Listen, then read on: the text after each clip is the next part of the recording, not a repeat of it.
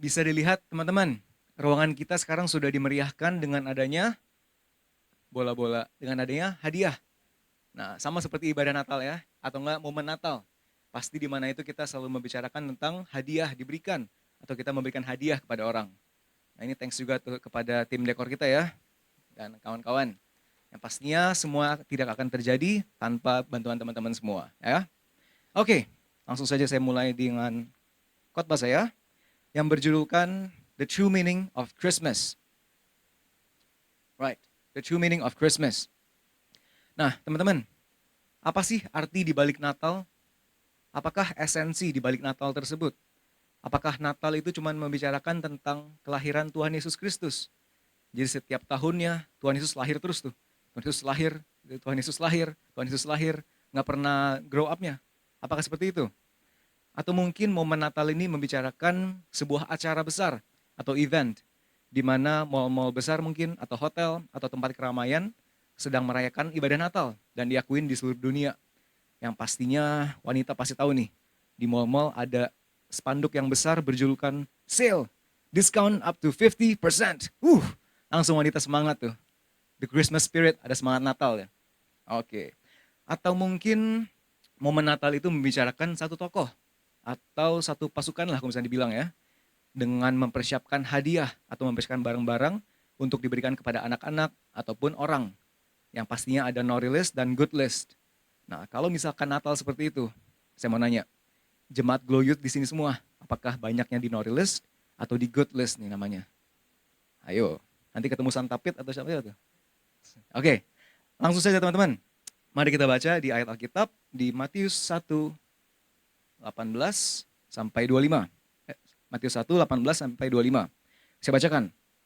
Kelahiran Yesus Kristus adalah sebagai berikut. Pada waktu Maria, ibunya bertunangan dengan Yusuf, ternyata ia mengandung dari Roh Kudus sebelum mereka hidup sebagai suami istri. Karena Yusuf, suaminya, seorang yang tulus hati dan tidak mau mencemarkan nama istrinya di muka umum, ia bermaksud menceraikannya dengan diam-diam. Tetapi ketika ia mempertimbangkan maksud itu, malaikat Tuhan nampak kepadanya dalam mimpi dan berkata, Yusuf, anak Daud, janganlah engkau takut mengambil Maria sebagai istrimu, sebab anak yang di dalam kandungannya adalah dari Roh Kudus. Ia akan melahirkan anak laki-laki dan engkau akan menamakan dia Yesus. Karena dialah yang akan menyelamatkan umatnya dari dosa mereka. Menyelamatkan umat manusia dari dosa mereka. Hal itu terjadi supaya genaplah yang difirmankan Tuhan oleh Nabi. Sesungguhnya anak darah itu akan mengandung dan melahirkan seorang anak laki-laki dan mereka akan menamakan dia Immanuel. Yang berarti Allah menyertai kita. Sesudah bangun dari tidurnya, Yusuf berbuat seperti yang diperintahkan malaikat Tuhan itu kepadanya. Ia mengambil Maria sebagai istrinya, tetapi tidak bersetubuh dengan dia, sampai ia melahirkan anaknya laki-laki, dan Yusuf menamakan dia Yesus. Nah, ayat Alkitab ini teman-teman, pasti kita sudah sering membacanya ya teman-teman ya. Di setiap momen Natal, pasti ada ayat ini timbul. Nah, ini menceritakan tentang Yesus lahir pada waktu itu di Bethlehem. Namun apakah kita mengerti nih teman-teman? Arti di balik kelahiran, arti di balik kedatangan Tuhan Yesus, itu seperti apa? Ada 3 poin yang saya mau bawakan saat ini, di balik arti Natal atau arti di balik kelahiran Tuhan Yesus Kristus. Yang pertama teman-teman, lihat yang ada di bold ya. Yang pertama, ia akan melahirkan anak laki-laki dan engkau akan menamakan dia Yesus, karena dialah yang akan menyelamatkan umatnya dari dosa mereka.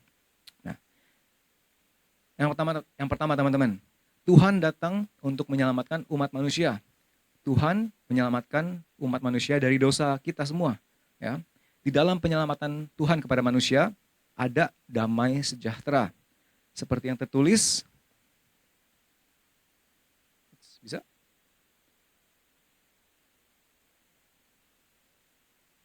Oke. Ini adalah poin pertama saya teman-teman. Adanya damai di dalam Yesus. Seperti tertulis di Yesaya 9 ayat 6. Sebab seorang anak telah lahir untuk kita, seorang putra telah diberikan untuk kita. Lambang pemerintahan ada di atas bahunya, dan namanya disebutkan orang penasihat ajaib, Allah yang perkasa, Bapa yang kekal, Raja damai.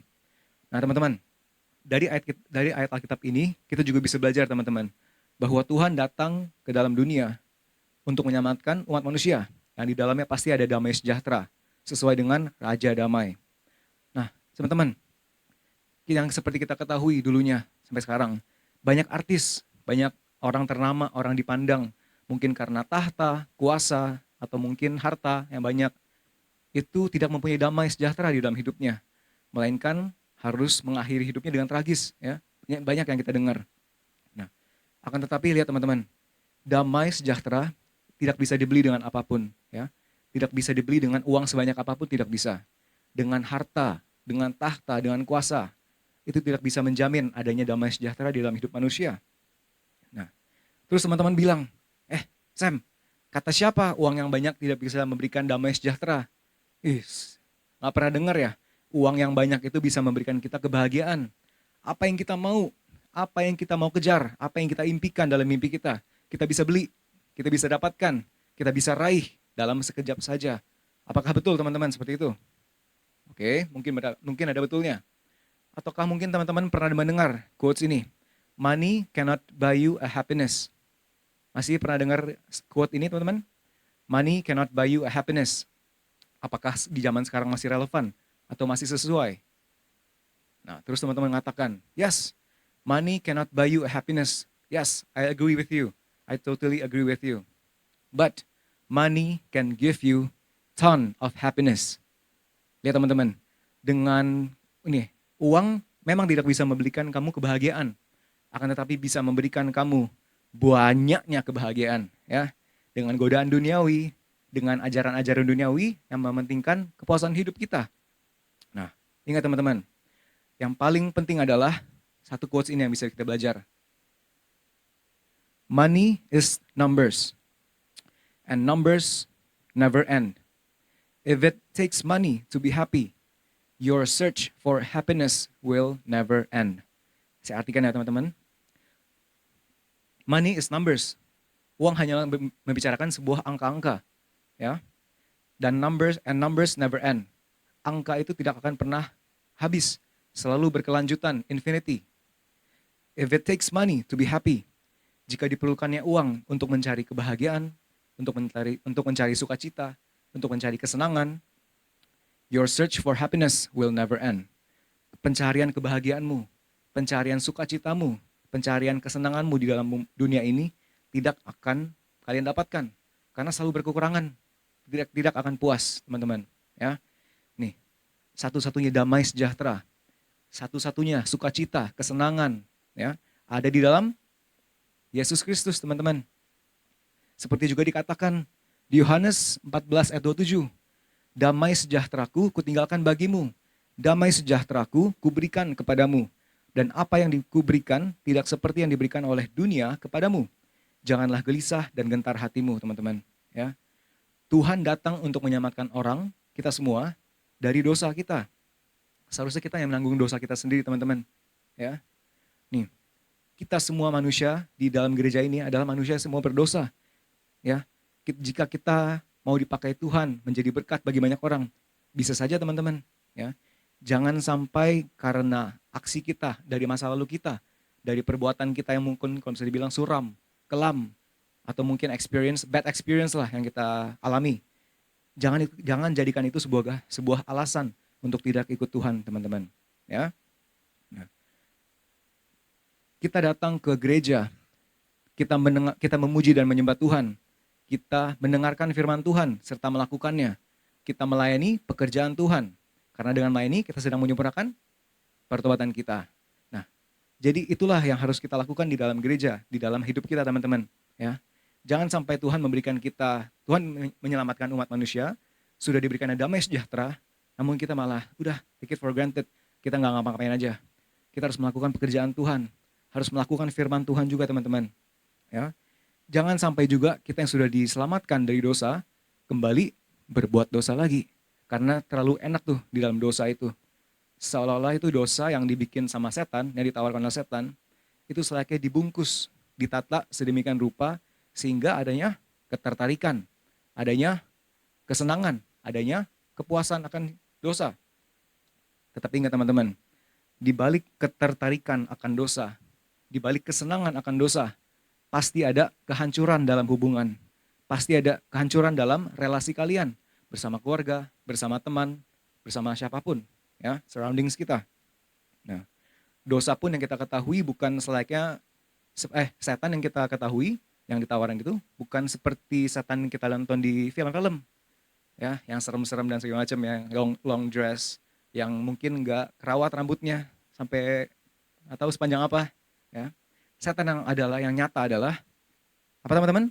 Lust, lies, adultery, envy, pride, greed, wrath. Yang memfokuskan adalah godaan-godaan duniawi saja teman-teman. Ya, setan akan menawarkannya saat engkau rapuh mungkin. Setan akan menawarkannya saat engkau sangat drop, saat engkau gagal. Ya teman-teman. Ya, ini teman-teman.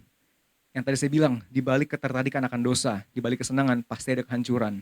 Dan juga di balik kepuasan akan dosa, pasti juga ada keterikatan yang hanya membuang kesempatan indah yang Tuhan berikan kepada kita. Ya. Jadi ingat teman-teman, gereja itu bukan tempat orang sempurna. Gereja bukan tempat orang suci, yang semua sudah suci, semua yang sudah melayani seumur hidupnya. Ya, bukan teman-teman. Gereja adalah tempat orang berdosa. Kalau bisa dibilang gereja itu sebagai bengkel. Kita ke bengkel untuk merepair. Ya. Kita datang ke gereja untuk merepair hidup kita yang berdosa. Dengan itu, kita mendengarkan firman Tuhan, kita melakukan firman Tuhan, kita melayani pekerjaan Tuhan, dengan itu hidup kita dirubah. Nah, teman-teman paham? Nah, pada akhirnya semua itu adalah dari respon kita masing-masing. Respon kalian menjadikan gereja, menjadikan Tuhan itu seperti apa? Ya. Kalau kalian menjadikan gereja, menjadikan Tuhan sebagai pedoman untuk hidup benar, untuk hidup kudus, maka juga tepat juga yang kita perbuat. Akan tetapi, jika kalian semua menjadikan gereja, menjadikan Tuhan sebagai alasan untuk mengkoreksi hidup kalian, let me make this simple. Kalau kamu misalkan melihat orang ke gym, kalau berolahraga, apakah kalian supaya mendapatkan pola hidup yang sehat, tubuh yang ideal, tubuh yang sehat, atau kalian masih bikin alasan, oh karena saya sudah berolahraga ke gym, bolehlah saya makan banyak, bolehlah saya nggak jaga makan, bolehlah saya makan jeroan, makan minyak goreng dan makan goreng-gorengan, seenak jidat saya. Apakah itu tepat? Nah, sama seperti gereja teman-teman. Jika kita menjadikan Tuhan sebagai pedoman untuk hidup kudus, maka tepat juga perbuatan kita. Ya, outcome kita pun juga akan sesuai. Kalau misalkan kita menjadikan Tuhan sebagai alasan, oh karena saya sudah ke gereja, bolehlah saya berbuat dosa lagi. Karena saya sudah bergereja, saya sudah melayani pekerjaan Tuhan. Tuhan sudah mengampuni kok dosa-dosa saya. Balik lagi ke dosa yang kita pernah lakukan. Balik lagi di hubungan dosa. Jangan seperti itu teman-teman. Nah, seperti yang kita sering mendengarkan teman-teman ayat Alkitab di Yohanes 3 ayat 16. Karena begitu besar kasih Allah akan dunia ini, sehingga ia telah mengaruniakan anaknya yang tunggal, supaya setiap orang yang percaya kepadanya tidak binasa, melainkan beroleh hidup yang kekal. Ya teman-teman, seharusnya kita sebagai manusia menanggung dosa kita sendiri. Ya, our own action kita harus tanggung jawab. Kita harus menanggung semuanya itu. Akan tetapi tidak teman-teman. Tuhan mengambil semua itu dan mengorbankan dirinya sendiri untuk kita semua. Karena kasih Allah begitu besar akan dunia ini. Teman-teman, bukan karena kasih Allah begitu besar akan umat-umatnya yang sudah melayani seumur hidupnya. Bukan. Ya. Bukan juga karena kasih Allah begitu besar akan umat-umatnya yang sudah memberikan perpuluhan, yang sudah memberikan persembahan setiap bulannya. No.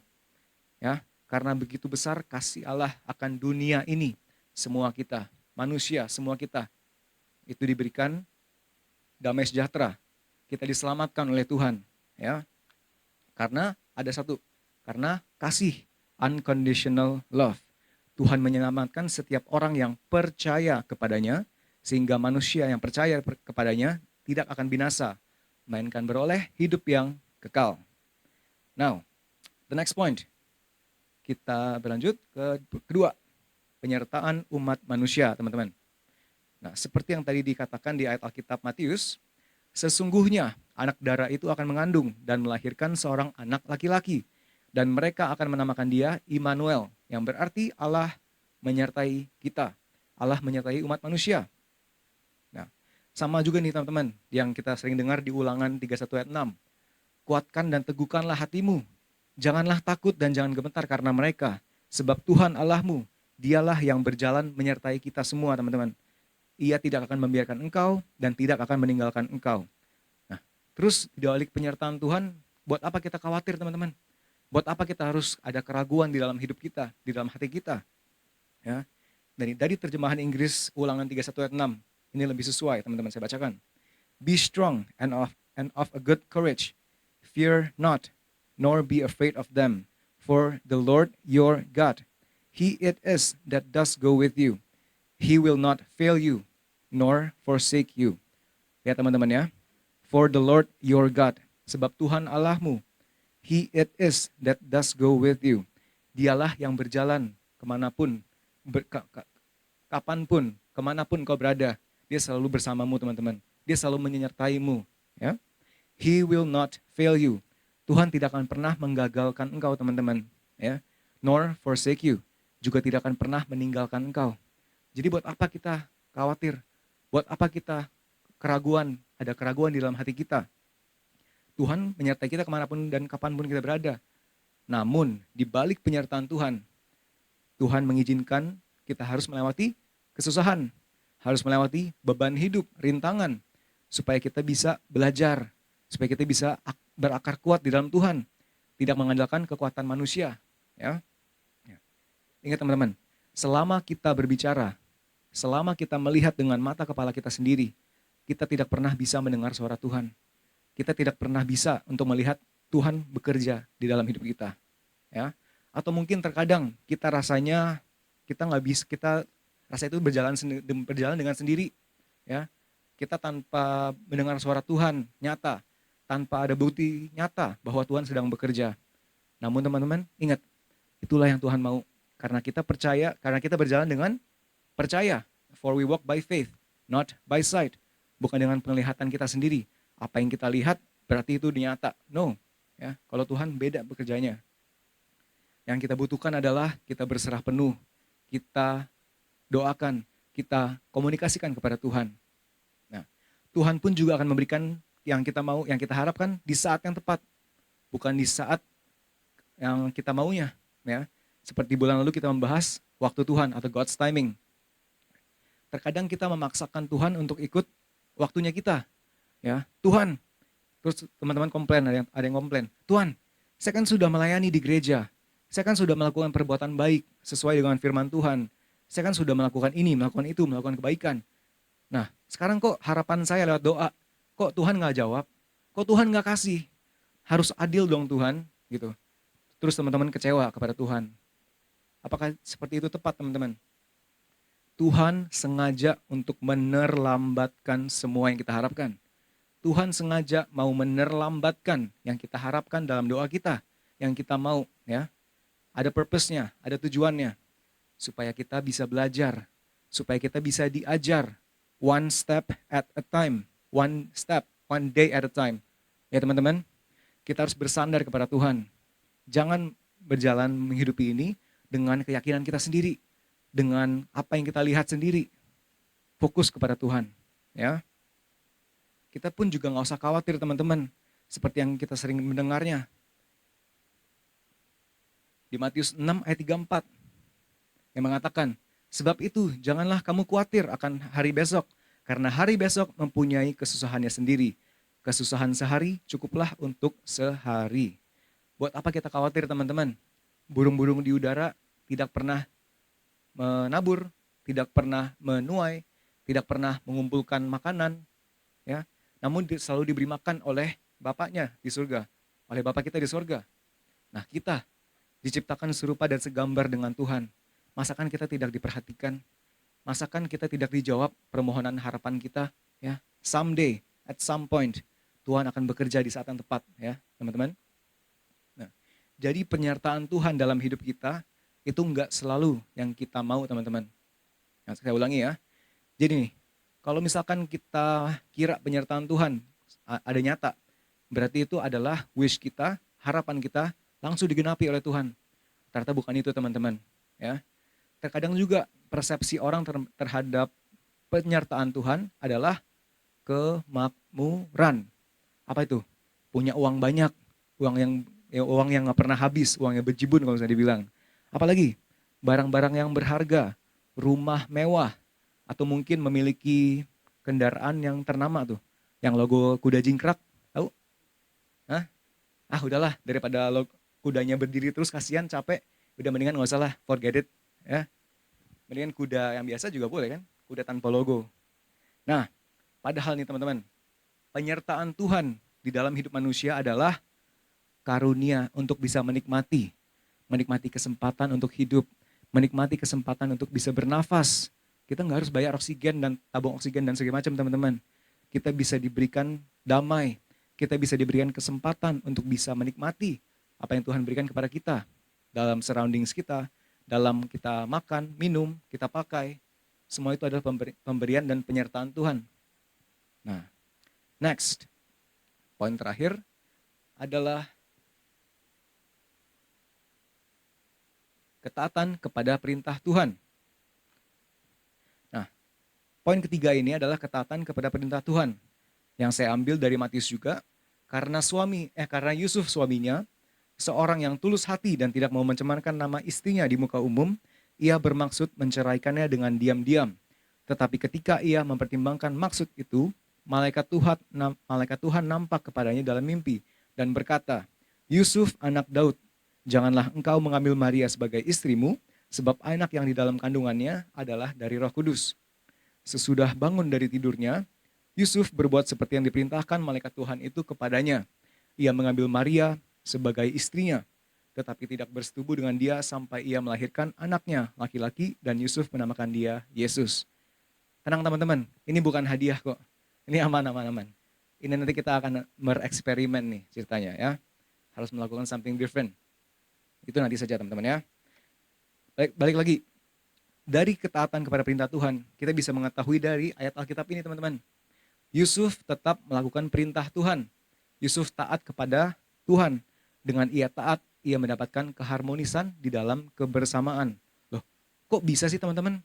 Bisa Yusuf mendapatkan keharmonisan dalam kebersamaan. Nih, saya jelaskan teman-teman.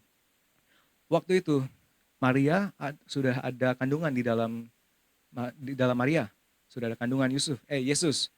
Nah, Yusuf harusnya kalau misalkan mengambil Maria, itu adalah sebuah aib. Itu adalah sebuah aib di zaman dulu karena untuk mengambil seseorang yang sudah ada kandungan, yang sudah melahirkan, ya.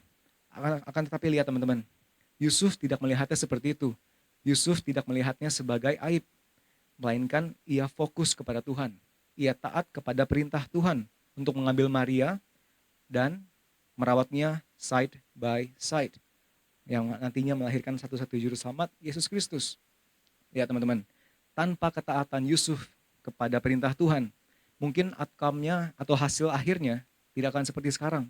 Tidak ada satu-satunya juru selamat yang dapat menyelamatkan kita, yang dapat memberikan penyertaan kepada kita. Nah, dari ketaatan Yusuf kepada Tuhan, ia mendapatkan keharmonisan di dalam kebersamaan. Ia mengambil Maria sebagai istrinya dan merawatnya side by side. Menerima Maria tanpa syarat, teman-teman. Ya, mungkin teman-teman selalu ingat dengan drama yang diceritakan Yusuf dan Maria ke village-village, ke rumah-rumah penduduk. Masih ingat? Mungkin di tahun 2018 Glow Umum juga pernah adain drama ya. Felix pernah nonton kayak itu ya. Itu diperankan Yusuf dan Maria. Yusuf diperankan oleh seseorang yang tidak terkenal. Ya. Yang ketawa pasti ketahuan tuh, pasti tahu nih. Oke. Yusuf dengan Maria menelusuri rumah-rumahnya dan mau menghampiri rumah-rumah, tetapi semua ditolak. Yang paling bisa atau yang diterima adalah di sebuah palungan domba. Nah, dan di sanalah Tuhan Yesus lahir. Dirayakannya kelahiran Tuhan Yesus bersama para orang Majus, teman-teman. Nah, apa sih yang kita bisa belajar dari perumpamaan drama tersebut dan cerita-cerita itu? Ya, teman-teman. Lihat ya. Kita dalam dunia ini sebagai manusia pasti selalu diperhadapkan dengan surroundings. Pasti selalu berhadapan dengan sekitar kita, dengan manusia-manusia lain yang kita lihat kiri dan kanan kita semua. Ya, mau itu pun keluarga kita, teman, sahabat kita, lingkungan jemaat gereja kita, komunitas gereja sekalipun. Nah, waktu ada momen kebersamaan, pasti ada gesekan, pasti ada beda pendapat, atau beda ide. Dan mungkin saja beda pendapat atau beda ide dipakai orang lain. Ide kita tidak dipakai. Muncullah perselisihan, muncullah cekcok. Nah, mungkin dari momen ke sana kita bisa mundur dari momen kebersamaan, atau bahkan kita mundur dari namanya pelayanan di gereja Tuhan tempat ini. Apakah seperti itu tepat, teman-teman? Nah, lihat, jika kita manusia di dalam dunia ini hanya untuk melihat masalah, hanya untuk melihat perselisihan, hanya untuk melihat flaws atau enggak kesalahan orang-orang, hal-hal negatif, kita nggak akan pernah maju, teman-teman. Kita nggak akan pernah bisa menemukan damai, sukacita, kesenangan. Karena kita cuma melihat kekurangan orang doang. Namun ketika kita fokus kepada Tuhan, kita fokus kepada perintah Tuhan, ya, Tuhan pun juga akan menyadarkan kita untuk tetap kuat. Ia pasti akan memberikan keharmonisan di dalam kebersamaan itu. Walaupun kebersamaan gak mendukung kita, walaupun kebersamaan menolak kita, tetap kita fokus, kita taat kepada perintah Tuhan. Tuhan akan bekerja di saat yang tepat, teman-teman. Ya. Apa sih perintah Tuhan dalam manusia, teman-teman? Selain hukum Allah yang kita ketahui dan ajaran Tuhan di ayat Alkitab. Mari kita baca ya. Di Matius 28 ayat 19 sampai 20. Amanat agung Tuhan Yesus kepada murid-muridnya, kepada kita semua. Karena itu pergilah, jadikanlah semua bangsa muridku, dan baptislah mereka dalam nama Bapa dan Anak dan Roh Kudus. Dan ajarlah mereka melakukan segala sesuatu yang telah kuperintahkan kepadamu. Dan ketahuilah, aku menyertai kamu senantiasa sampai kepada akhir zaman, teman-teman. Ya, lihat teman-teman, Yesus menyertai kita senantiasa sampai kepada akhir zaman. Bukan menyertai kita saat kita ke gereja doang. Bukan menyertai kita saat kita berbuat baik doang. No, ya. Mau kita berbuat dosa, mau kita masih tidak suci dan sebagainya macam, Tuhan masih menyertai kita. Jangan sampai kita sudah diselamatkan, kita sudah disertai, kita take it for granted, kita malah enak-enakan di dalam dosa. Ya. Nah, lihat perintah Tuhan, teman-teman. Untuk pergilah, jadikanlah semua bangsa muridku, dan baptislah mereka dalam nama Bapa dan Anak dan Roh Kudus. Ini membicarakan tentang kebersamaan, menerima orang di sekitar kita. Ya, terkadang di dalam dunia ini manusia bisa saja menganggap, wah, lebih enakan sendiri, teman-teman. Ya, kalau punya relasi, punya hubungan bersama orang lain, punya keluarga, itu ribet. Ya, kita ngurus diri aja kita sendiri belum benar, apalagi ngurusin orang lain. Ya, iblis sedang menaruh pikiran bahwa sendiri pasti lebih baik, bisa bebas berpendapat, bisa bebas melakukan apa saja dengan enak, ya, tanpa harus memikirkan orang lain. Makanya itu juga anak-anak muda sekarang tidak lagi mau mendengarkan nasihat orang tua atau mendengarkan nasihat orang yang lebih tua lagi. Nah, buat apa mendengar nasihat mereka? Mereka sudah punya masa-masa sendiri. Sekarang masa-masa anak muda. Anak-anak muda, halo Shalom. Apakah masih mendengarkan nasihat orang tua? Alright. Nah, harus seperti itu, teman-teman. Ya. Sekarang masanya apa? Bukan masa generasi Z lagi yang Pak Josh Ferry sering bilang. Sekarang adalah masanya generasi Alpha yang lahir tahun 2010 sampai 2024, yang hanya memikirkan tentang identitas, yang hanya memikirkan tentang keyakinan hidupnya, haknya pribadi sendiri, teman-teman. Ya, gak mikirin orang-orang lain. Yang hanya dipikirkan hanya 3 unsur atau 3 orang. Aku, saya, dan gue. Semua gak penting. Apakah seperti itu tepat, teman-teman? Tidak ya? Tuhan mau kita membangun kebersamaan, bukan dalam berarti pasangan hidup, melainkan kekeluargaan dari teman kita, sahabat kita, komunitas kita, dari gereja, dari sekolah, dari kolega, dan segala macam. Ya, kita harus menerima tanpa syarat. Kita taat kepada perintah Tuhan. Seperti yang dikatakan, jadilah semua bangsa muridku, dan ajarkanlah mereka melakukan segala sesuatu yang telah Yesus perintahkan kepada kita. Teman-teman, bagaimana kita mau mengajar orang? Bagaimana diri kita bisa memberikan dampak, memberikan contoh bagi orang? Kalau diri kita sendiri nggak mau diajar, diri kita sendiri nggak mau menerima opini, diri kita sendiri nggak mau menerima ide orang lain, hanya mementingkan diri kita sendiri. Bagaimana kita bisa menjadikan contoh bagi banyak orang, menjadi berkat di luar sana? Ubah cara pandang kalian, teman-teman. Ubah respon kalian terhadap surroundings kalian.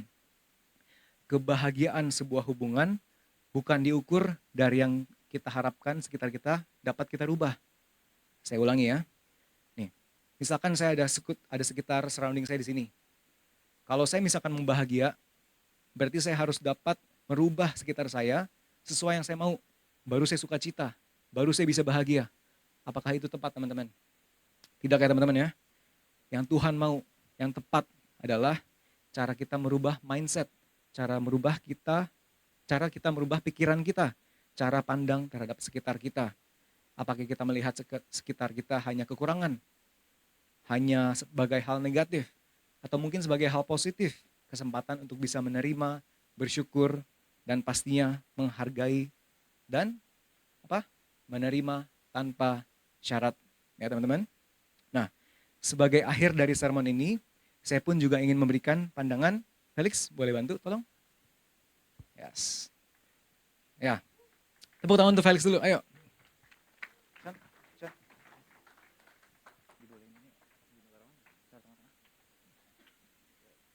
Nah, sebagai akhir dari sermon ini, saya pun juga ingin memberikan pandangan akan hidup ini.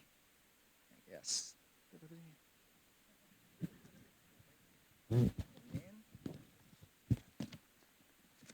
Tolong ini dikeluarin. Oke. Nah, kenapa nih saya ingin memberikan pandangan akan hidup ini? Pandangan yang baru teman-teman. Supaya jangan kita jadikan momen Natal ini seperti momen yang biasa saja teman-teman. Yang kita lewati setahun, yang kita lewati selama hidup kita. Ya. Right.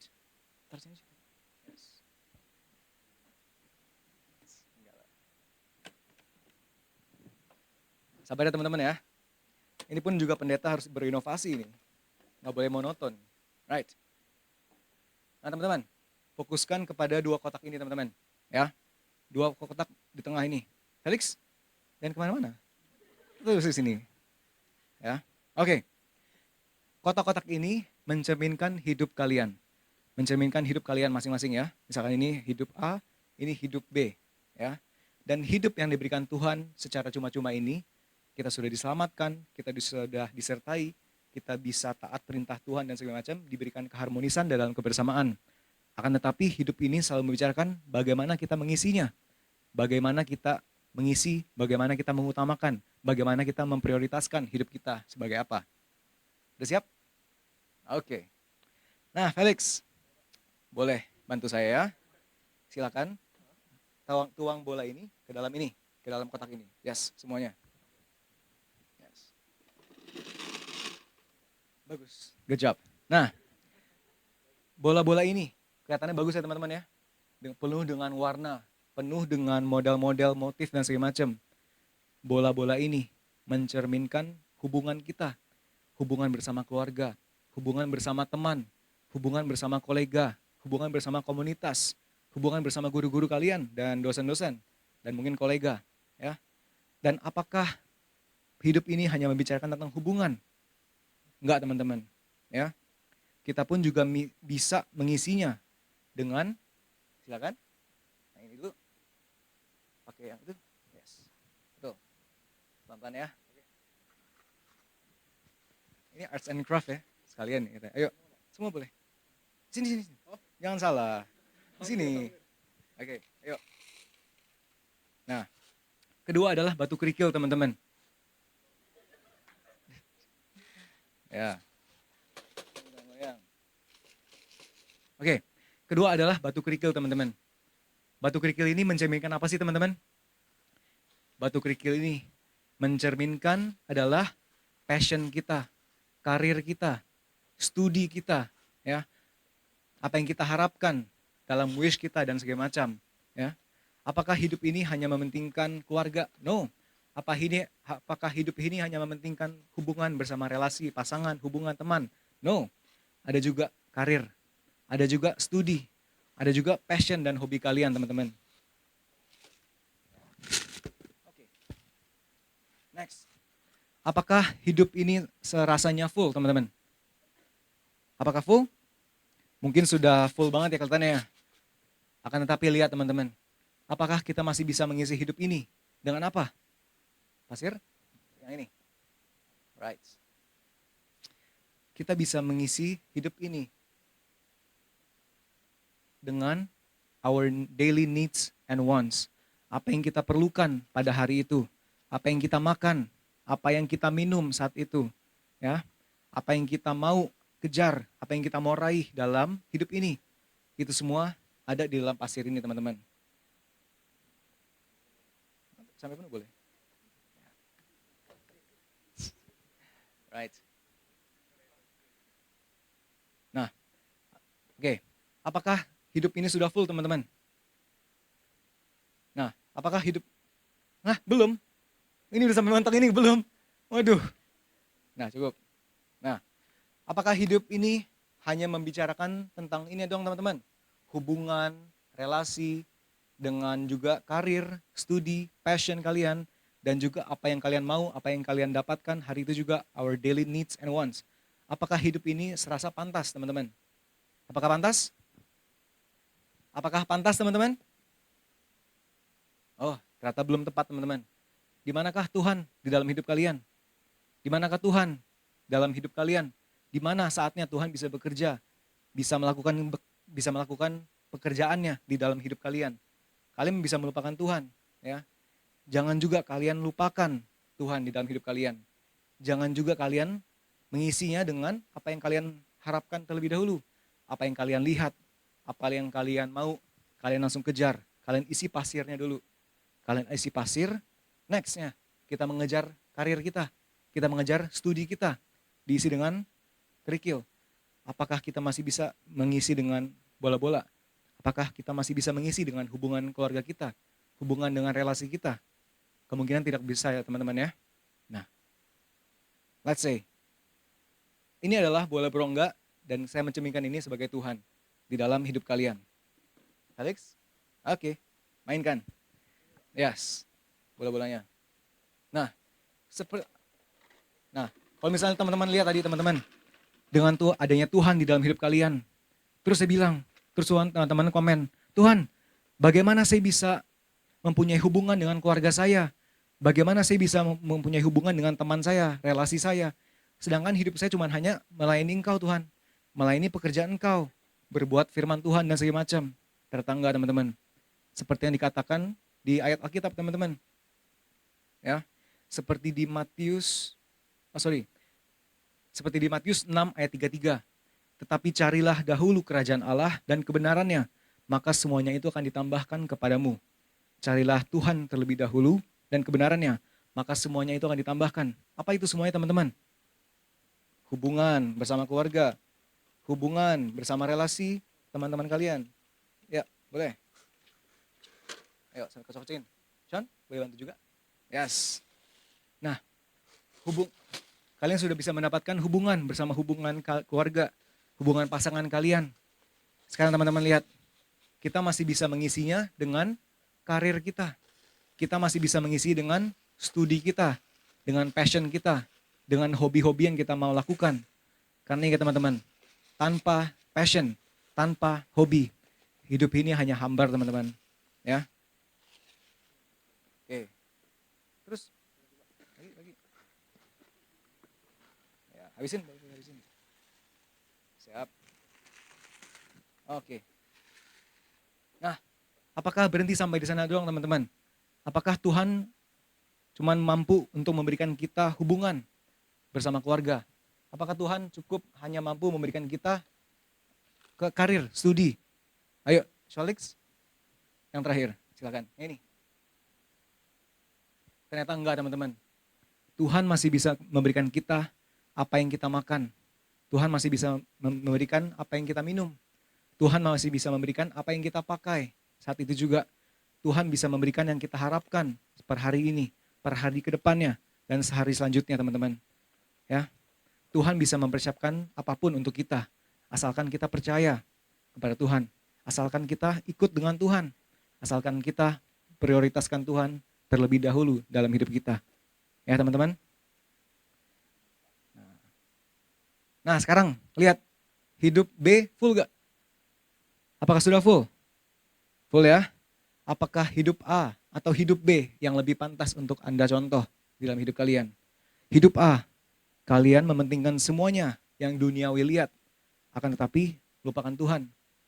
Tetapi kalian juga masih bisa ingat Tuhan di dalam hidup B, di dalam hidup kalian. Kalian prioritaskan Tuhan terlebih dahulu. Kalian utamakan hidup ini untuk Tuhan, ya. Semua isinya akan ditambahkan kepadamu. Keluarga, hubungan Anda bersama teman, bersama kolega, bersama komunitas, dan juga bersama untuk mendapatkan karir, studi yang baik, studi yang layak, passion dan hobi yang kau kejar. Yang pasti semua untuk memuliakan nama Tuhan, ya. Felix dan Sean, silakan duduk. Thank you. Tepuk tangan untuk mereka. Ayo. Dan juga yang terakhir, kita juga masih bisa diberikan apa yang kita makan, apa yang kita minum, apa yang kita pakai.